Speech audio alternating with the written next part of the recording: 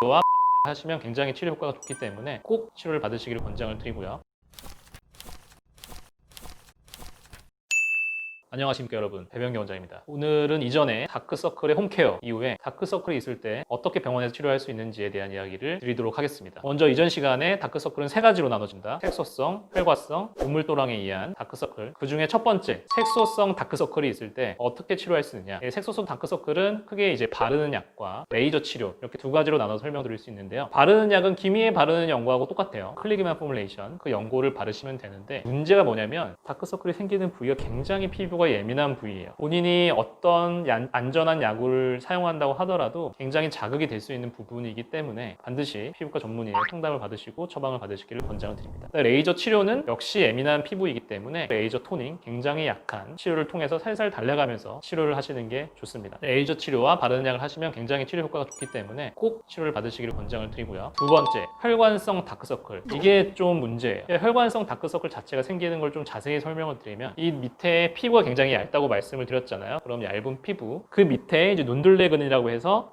근육이 있어요. 근데 근육이 가는 곳에는 반드시 혈관이 가거든요. 이 근육이 움직이려면 피가 공급이 돼야 되기 때문에. 근데 이렇게 정상적으로 존재하는 근육과 정상적으로 존재하는 혈관들이 얇은 피부 때문에 밖에서 봤을 때 비쳐서 보이기 때문에 약간 푸르스름하게, 어느 경우에는 약간 보라색처럼 보이는 거죠. 그래서 이 정상적으로 존재하는 걸 없앨 수는 없어요. 덜 보이게 만들어야 되는데 이 사이 공간을 뭔가로 채워줘야 되는 거죠. 채워주는 방법에는 필러도 있을 수 있고, 콜라겐을 생성시키는 스컬트라 엘란세, 지방 이식. 그래서 이런 치료들은 사실 세 번째, 눈물꼬랑을 채우는 거하고 거의 일맥상통하는 내용이에요. 이 채워줄 수 있는 여러 가지 치료법 중에 저는 개인적으로 스컬트라를 제일 권장을 드리는 편이에요. 그 이유는 뭐냐면, 히알루론산 필러 같은 경우에는 틴달 효과 때문에 이쪽에 들어갔을 때 좀 푸르딩딩하게 보일 수가 있어요. 그러니까 혈관성 다크서클이나 눈물꼬랑은 없어졌다고 하더라도 다크서클은 아닌데 좀 비쳐 보이는 게 생길 수가 있고, 엘란세 같은 경우에 조금 위험성이나 부작용이 생길 수 있는 가능성이 좀 높고, 스컬트라 같은 경우에는 굉장히 자연스럽게 콜라겐 재생을 통해서 채울 수 있기 때문에 권장을 드리는 편이고, 지방 이식 같은 경우에는 사실 여기만을 채우기 위해서 지방 이식을 하는 것 자체는 다른 데서 빼내는 과정 자체도 굉장히 번거롭기 때문에 눈 밑에 다크서클을 개선시킬 목적으로만 시술을 하신다고 하시면 개인적으로 스컬트라를 굉장히 권장드리는 편입니다. 그래서 오늘은 다크서클의 세 가지 원인에 대한 각각의 치료법에 대해서 알아보는 시간을 가졌습니다.